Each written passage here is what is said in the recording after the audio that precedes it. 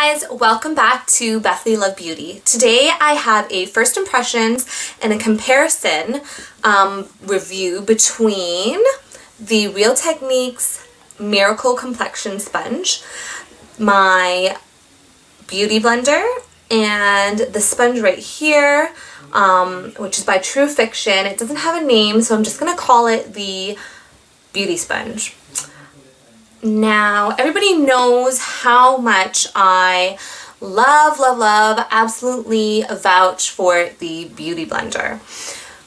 This beauty blender retails for about $26 at Sephora, but it's worth every single penny in my opinion.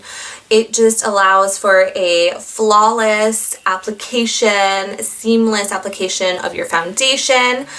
And there's just nothing like it. I use it for foundation. I use it to blend out my eyeshadow primer, and I also use it to apply loose translucent powder under my eyes and under my contour to bake. This baby just does it all.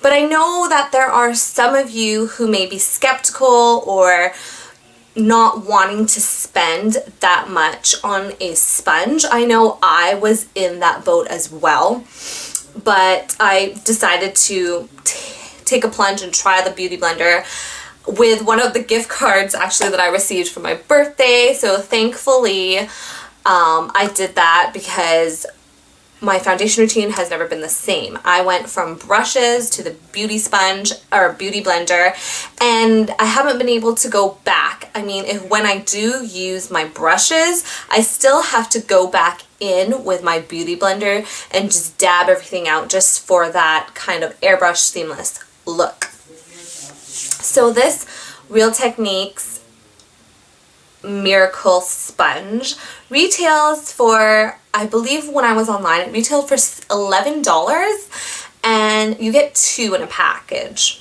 This beauty sponge right here by True Fiction retails for $7. Now all of these sponges, beauty blenders, they're all already dampened and wet, so they're already to its like true double the size. If you haven't used a beauty blender before and don't know what I'm talking about, these actually all are much smaller when they're dry. They're like really small. And when you run it under water, under a running faucet, and you squeeze out the excess and then roll this in a towel, this is the size that it comes to. So what I'm going to do for you guys today is I'm going to apply one side with the Real Techniques sponge and this side with the True Fiction beauty sponge, and I'm just gonna let you know what I think about the application of them compared to one another and also compared to my beauty blender, and I'm gonna let you know if I think that these are worth it or if they're not. So right now on my face, I literally just got out of the shower, finished blow drying and straightening my hair, and all I have on my face is moisturizer, and I've actually already put primer on, so we don't have to film that. I could skip that step. I'm just going to use my Estee Lauder's Double Wear Foundation in the shade Tawny for the demo. Alright, so I'm just gonna start applying this foundation onto the right side of my face first. Let's take one pump.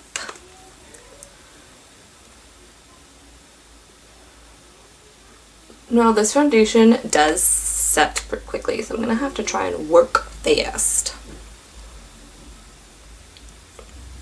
Alright, so on this side I'm gonna take my Real Techniques Miracle Sponge and start bouncing the foundation out.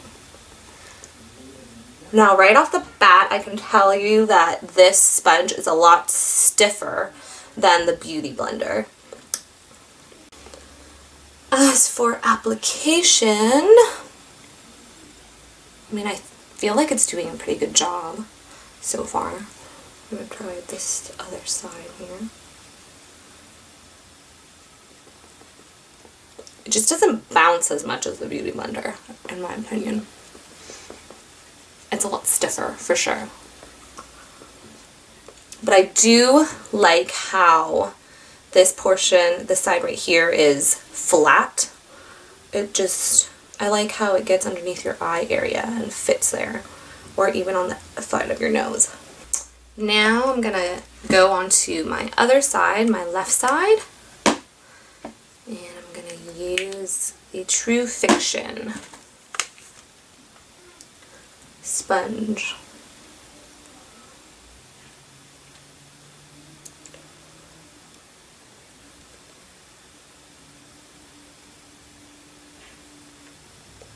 Okay, so right off the bat, I think that this sponge is a lot less stiff than the Real Technique Miracle Sponge, but it is still stiffer than the Beauty Blender.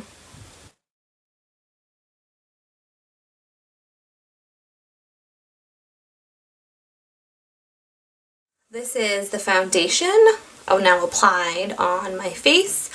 This side was the Real Techniques Miracle Sponge, and this side was the True Fiction.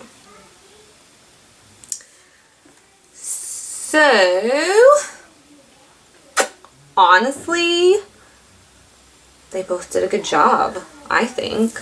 Alright guys, so honestly, in my opinion, they did as good of a job as the Beauty Blender, in my opinion. From what I can tell right now, the foundation it looks like I used a Beauty Blender, honestly.